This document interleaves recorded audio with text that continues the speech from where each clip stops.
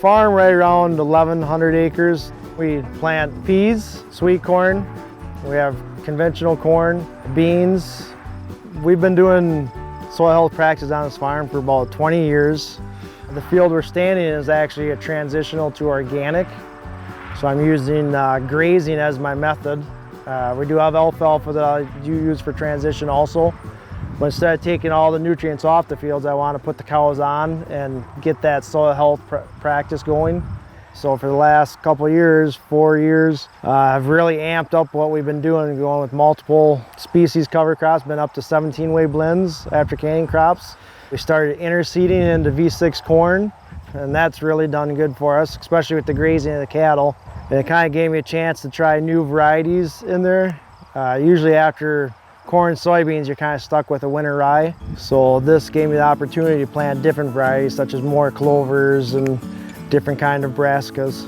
I cover crop about 99% because I have 2 Sarah strips that we do not put covers on, and we do tillage there. And now I've also implemented no-till and strip-till for the last 5 years. All the soybeans are no-till, and actually this year some of the corn was. I'd say no-till's 50% because that's usually what my bean ratio is, but each year it's climbing. This field consists of sorghum sudan, some pearl millet, some bare seam clover, I think some knee-high clover, some common vetch, and I think a couple other varieties. It's been pretty dry out, so any spot where it's exposed, it's kind of dry. Anywhere this sorghum's been matted down, it's nice and moist. Here I just dug a quick hole, random, and right at the surface of Tom's soil, I can take this piece of soil and break it apart easily, and I can crumble it, and it's starting to look like that cottage cheese effect, or I've heard it called chocolate cake, yep. Coffee grounds. I mean, that right there is telling me as a soil scientist that the soil is infiltrating the water, and it's holding that water even when we're at 93 degrees for how many straight days. So his soil health has really come around and is improving every single year. You can see there's a worm right there. I'm sure the more we break this apart, the more we'll find. Or Tom was talking about reducing his tillage is actually increasing his infiltration. And the reason why is because he's not destroying these earthworm holes, which act as interstates pretty much for the rain to get down into the ground. We do tile drainage. Actually nowadays I believe I have better drainage even without tile. I still like to tile in spots where the water might sit or run to, but my drainage has been better. When we first started doing cover crops, we did it for weed suppression, and that is, hands down one of the best things that there is. Except for this year. For the last 3 years, I've not used the pre-emergence on soybeans, and they've done just fine. Last year, actually, I was growing the sweet corn for the canning company. I made no post spray on those fields because it's such a good job that the cereal rye did holding off the weeds, and then also no-till, strip-tilling it in there, so I'm not disturbing the soil and planting new seeds. As far as the no-till side, on like my regular beans, just the idea of me not getting that dirt up onto the soybean, there's less disease pressure too. So you got water infiltration, which drainage is not cheap. You got weed suppression, chemicals are expensive and they're not the best for us. And then I also have less disease pressure too, I believe. So economically, it balances out very nice. I rarely ever brag about yields. I might do better in yields, it might not, but usually it's just about the same. But what I'm looking at more as is return on investment. I'm not putting as much money into my fields. I'm using less chemicals, which is high price. I'm using less machinery to do tillage. Instead, I go out and I can seed my cover crop at a rate of about 30 acres, 40 acres an hour, pretty easy. Whereas if I'm doing tillage in the fall, you're down to 10 acres an hour, and it's high fuel consumption. I do feel that I'm getting a lot of good insects on my ground. I try not to I don't go out and spray insecticide or fungicide because I'm building up healthy ones in my soil. I've been slowly transitioning to organic, and so for me to reach my goals in that, I have to be recycling nutrients, and it's working so far. Grazing and cover crops has been excellent for me. It actually got me to go from natural beef to grass-fed, which there's a nice premium. It takes a little longer to get them there, but I can still get beautiful animals on the grazing and cover crops. The more diversity I have, it seems like the better they do. Right now, like this year, I have 120 acres of peas set up. They'll graze this fall. They'll move into a cornfield. There's V6 interseeded. They'll be able to graze that.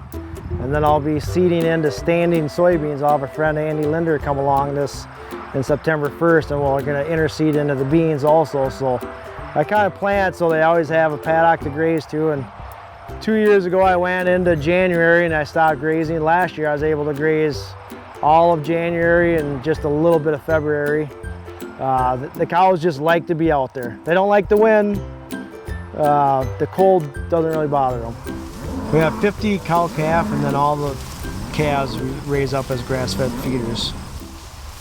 It seemed like we had more loss at birth, and now that I'm grazing more and my cattle are not stuck in my pens as much, they're just naturally more resilient and healthier. So my health has actually climbed. I have less death rates, but I mean, you can still have that on anything. No longer feed corn or really silage. I don't need to chop silage because I have, 1,000 acres of cover crops that either I can graze or chop. Everything here next to the farm, we tend to put up fence, and we can graze. I believe on the north side of the farm we can graze 240 acres, and then on the south side we're up to almost 600 acres that we can graze just by running the fence and letting cattle out. We used to haul cattle down to the pasture. Now we just run through the cover crop field because we have the fence, and they kind of do all the work for us. They're putting their manure into the soil, and actually even their saliva helps excite the microbes in the ground. 2 years ago we had sweet corn field in the field we're standing in, and we came in with the cover crop and got up to about this high, and we had a lot of rain that fall, but we also had a lot of brassicas out here. They're real high in moisture. So for me to get water to my cattle, they really didn't use much. And I had a cow tank that they could get into the pasture. I did not fill that for at least a month because they were getting everything they needed from either the brassicas. We did get an inch of snow that actually, on the bare ground, the snow disappeared, but in the brassicas in the cover crop field, the snow sat down there on the ground. So every time they ate grass, they would get a little bite of snow too. So they're getting moisture. These cattle here have the option to go into a pasture and we have water lines run into 6 different paddocks for the cattle to drink. So it's pretty easy doing water. In the fall, when the heat goes away, they don't drink as much. And then, like I said, if we have a lot of brassicas, that helps also. When I started getting into cover crops, I really had no help and no one to really talk to. So first thing, if you're gonna get into cover crops, is network with other people. See if you can find a neighbor within 10 miles that can help you. Go to your local offices, FSA office and Soil and Water NRCS, and ask. There's great guys out there that'll be willing to help you. But network with people, and then start experimenting on your ground. Lots of times I always talk about, I made it work for me, and I really believe that every farmer has to make it work for them, because everyone's situation, the way they farm is different. So to make those cover crops work on your farm, you have to try. If you don't try, you'll never know. And be patient. I think if you really start getting back to the roots of the farm, you'll realize that we can do just as good naturally than we can, with all those extras that we're putting on fields.